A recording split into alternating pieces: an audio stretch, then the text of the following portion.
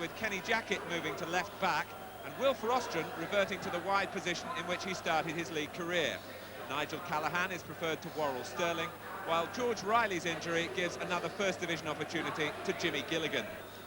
Left-back Pat van den Hauwe passed the fitness test this morning to take his place in an unchanged Everton side, 8 of whom played in the FA Cup final triumph over Watford last May.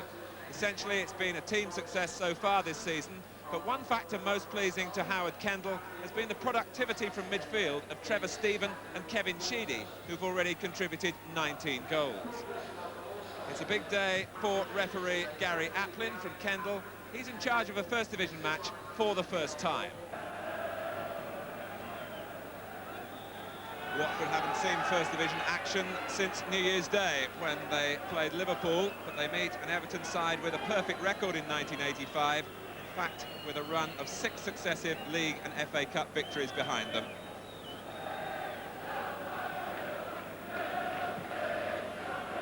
It's a bright, somewhat blustery afternoon. Here's Kevin Ratcliffe, Paul Bracewell for the First Division leaders. Lee Sinnott, who's made such a good job of switching to right back when David Barsley was injured in November. He'd never played there before. And Watford's is the first free kick, which is immediately sent Steve Terry coming forward to join Gilligan and Blissett. Barnes to use his left foot. 5 to aim for. Callaghan touched it, and Gilligan almost was able to drag in some type of shot. Sharp. Here's Trevor Stephen. Peter Reid darting up in support. Reid still outside Stephen, who looked for a more central pass, where Sharp and Bracewell in fact found the ball coming behind them. Gary Stevens. John McClellan jumping well. He's been an important factor for Watford in some improved defensive performances after a really awkward start to the season. And Kenny Jackett, in Graham Taylor's thinking today, starting the game at least at left back. Will Frostron lurking further forward despite the number 3 on his back. Blissett and Taylor, who sprang forward, you may remember, on a couple of occasions in the cup final with good strikes at goal. Rostron. Almost a case of scrum down. Rostron was holding the ball, and the referee will now drop it between Blissett and Peter Reid.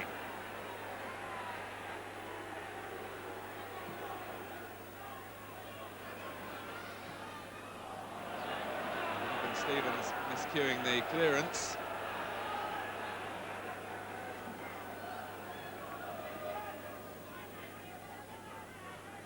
Blissett trying to turn Reid, and Reid coming in from an angle that was almost automatically going to lead to a free kick to Watford.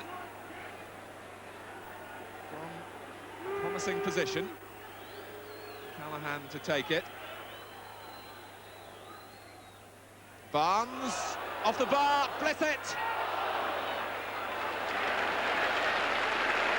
It was the back header by John Barnes. Callaghan's free kick, very much in the Watford style, looking for the player coming in at the near post. Southall was beaten out off the bar.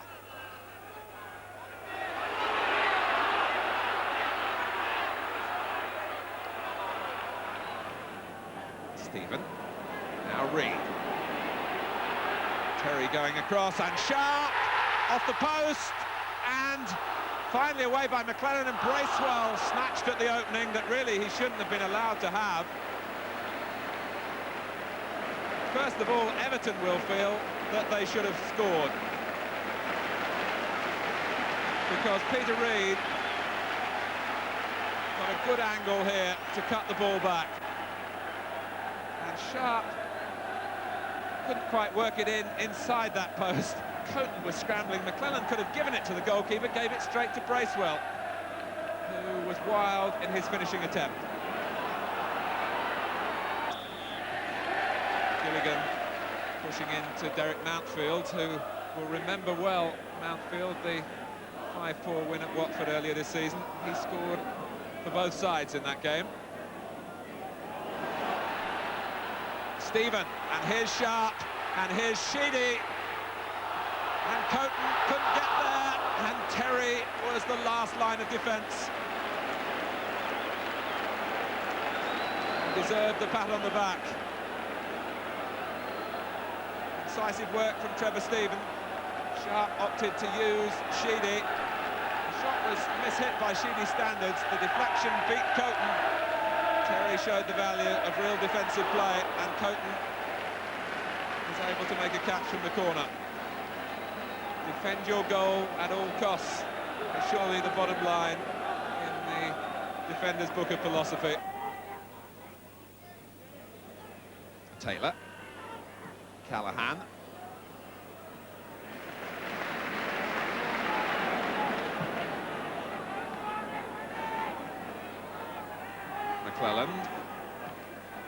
McClelland and Terry continuing to hold the edge over Sharp and Gray.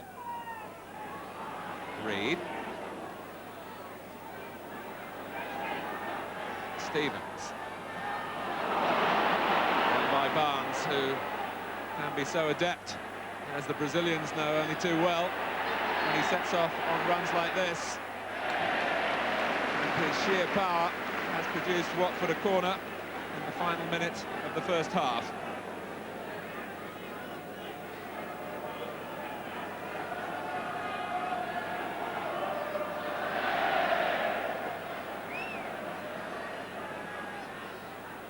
Taken again by Callahan, and Southall misjudged it. Terry! The whistle had gone for a push on the goalkeeper. But Southall was in danger of an error of judgment. It wasn't easy to see, so congested was the area around him when the actual push came. Steve Terry was thinking he might have profited. Southall was forcing his way through the pack. Terry got his head to it, but the referee was blowing. The end of a first half which improved as it went along. A saviour on the line by Steve Terry after John Barnes had hit the bar at the other end. The closest we've had to a goal, but at half-time at Goodison Park, it's Everton 0, Watford 0.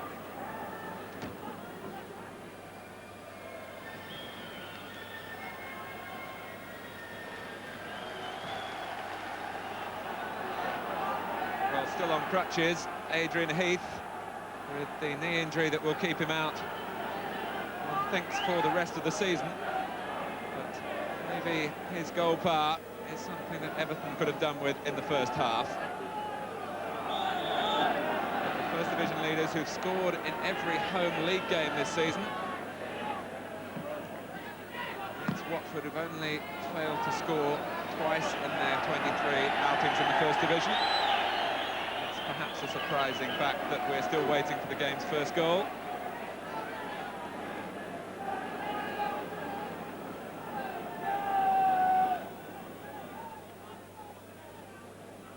Tony Coton engaging, I think, in a spot of illegal pitch marking. Sharp using his back into McClelland, which the defender didn't like. Stevens. Stephen. Now Vanden Houw. Again denying Everton space. Bracewell. Stevens. Into the feet of Reed. Lovely dummy on Barnes. Almost a case of the bite a bit. John Barnes has done that often enough to opponents. Peter Reed twisted into the dummy. Barnes just came up with the answer, but it's cost Watford a corner. And Coton paws it away, only as far as Reed. Sheedy had got back onside. Gray, and Coton did well.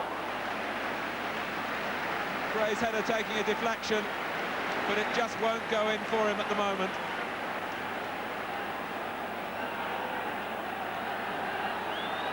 The Everton players well aware of the other values of Andy Gray, apart from scoring, but they'd love to see him put the ball in the back of the net.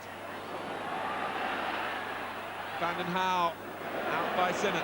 So close for Andy Gray, who climbed characteristically, and Coton got a hand to deny Gray the goal.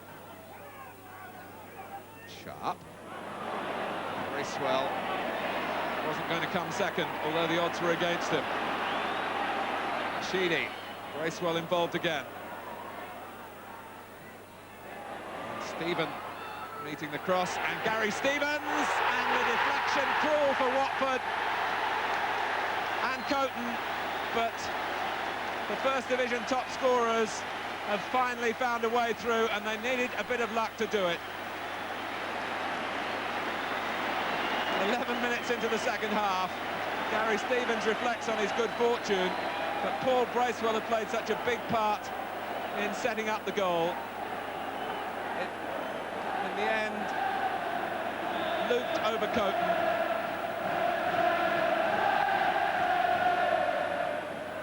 But it's Gary Stevens' goal, and he's on the score sheet just as he was in the FA Cup tie last week against Doncaster.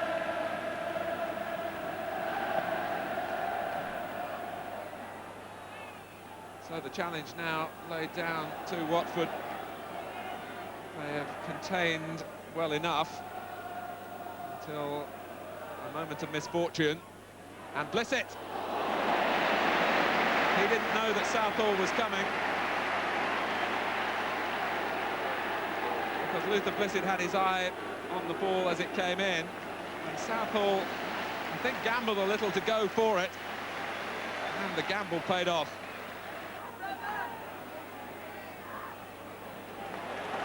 Stevens, off goes Sharp.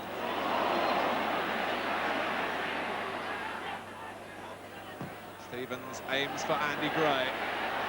Watford get bodies around Gray. Bracewell. Stevens. Gray has stolen a yard here on Terry. Bracewell. Well played. Stevens. He's got another.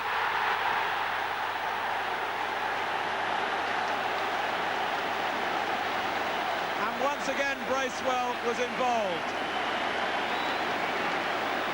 Tony Coton had no chance.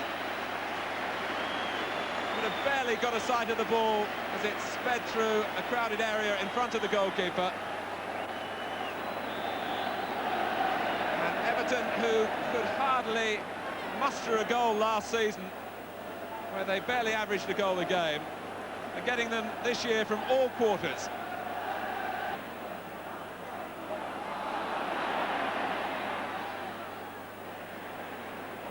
Watford preparing to bring on their substitute, Jan Lohman.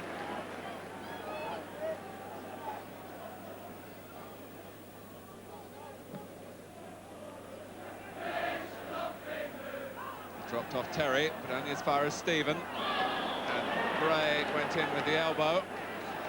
And Terry, who's already had enough damage around the eyes to last him a whole career.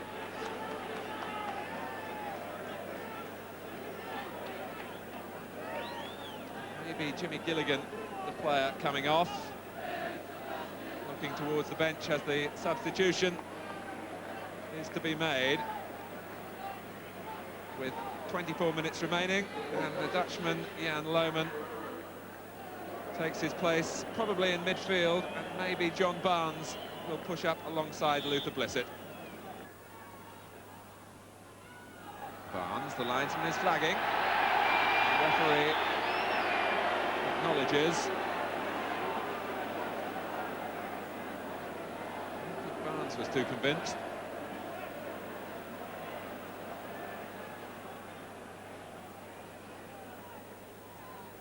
Everton, one would think, would be vulnerable to being caught square, but they've got such pace of recovery.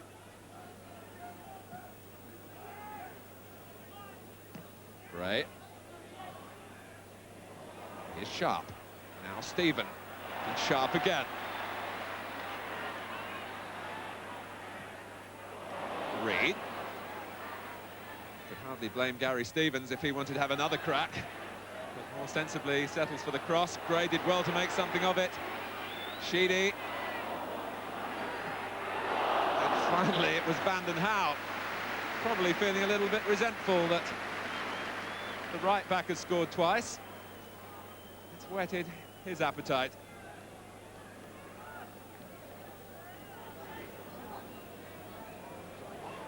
Gray. Reed. Pass perhaps telling Stevens where he might have been. It's a little infield on that occasion. Much more verb about Everton now. Bracewell. Gray left it. Sheedy! Oh, yes!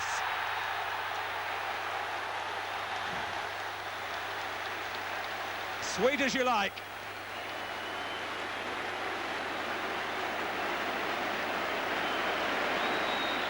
But an indication of a much more relaxed Everton approach, having gone 2 in front.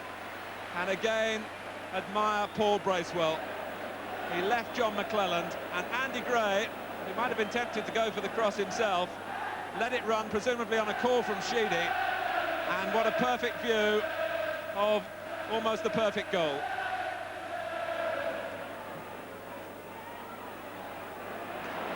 And here is the scorer of it.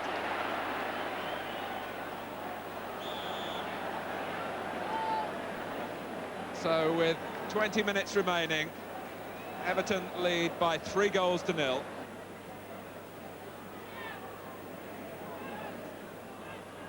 And if any one player could be singled out, Paul Bracewell refused to knuckle under in midfield to Watford's heavy pressure on him in that department. And although Stevens and Sheedy will rightly get their share of the credit for scoring the goals, the creator on all 3 occasions has been Paul Bracewell.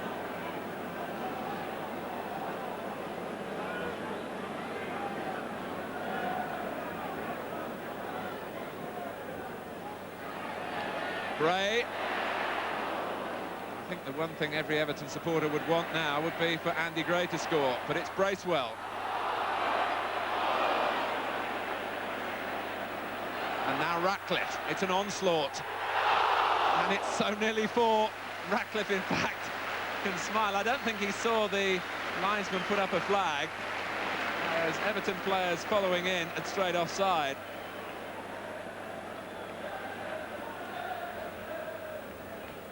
So Tony Coton in the Watford goal conceded 5 against Everton on his Watford debut back in September. And 3 more here.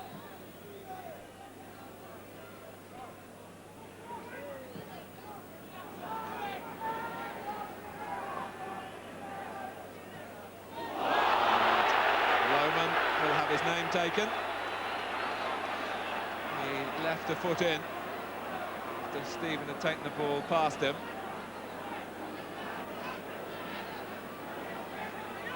Not quite the impact coming on that I think Jan Lohman would like to be remembered for. You can forgive him determination to be back in the thick of the fray. He's missed 15 months with a knee injury. Sharp. Stephen took it on the chest, and Coton couldn't keep it out. So he can't be that badly hurt. It's 4-0. And Coton now in the second half is going through the nightmare, though little blame can be attached to him that he went through at Vicarage Road in his Watford debut back in September when Everton scored 5. Sharp won it well. And McClelland's stretch wasn't enough. Nor was Coton's reaction to a close-range effort from Stephen. And it's the final moment after he celebrates his 10th goal. He gives way to Terry Curran. So Howard Kendall gets a goal again apiece from his 2 wide midfield players. One for Stephen, one from Sheedy. to add to the 2 from Gary Stevens. Stevens. Bracewell. Now Taylor.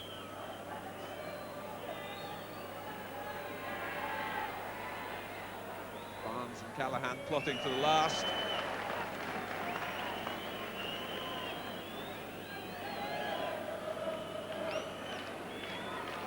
We're deep into stoppage time. Sinnott. And in comes Blissett. And Rostron couldn't scramble it in. Lohman and Barnes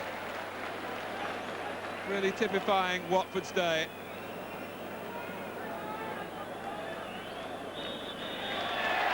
The last incident of an enjoyable match that veered away from Watford in the second half. Barnes here couldn't provide even a consolation goal for them. Paul Bracewell masterminding Everton's midfield in the second half. 2 goals for Gary Stevens. Kevin Sheedy and Trevor Stephen the other scorer. And Everton's unblemished record in 1985 continues. A 7th successive victory, in fact, in League and FA Cup. A final score at Goodison Park is Everton 4, Watford 0. Aim at the start of any season, really, to finish out on top after 42 games. We're no different to everybody else. I mean, we're ahead of everyone else, so I think that we've got the better chance. Are you worried about the pressures of leading from the front? No, we were in front a few weeks ago, and then we lost the lead after losing at home to Chelsea, and then we bounced back after 2 away matches. I think it was another home match, I think against Newcastle, that we bounced back on top. I'm not sure about that, but you sensed really that the players were looking to get back on top as quickly as possible, and that's what they did. I don't sense any pressure when they're on the top. I think the pressure is when you're at the bottom. Well, there you can see the position.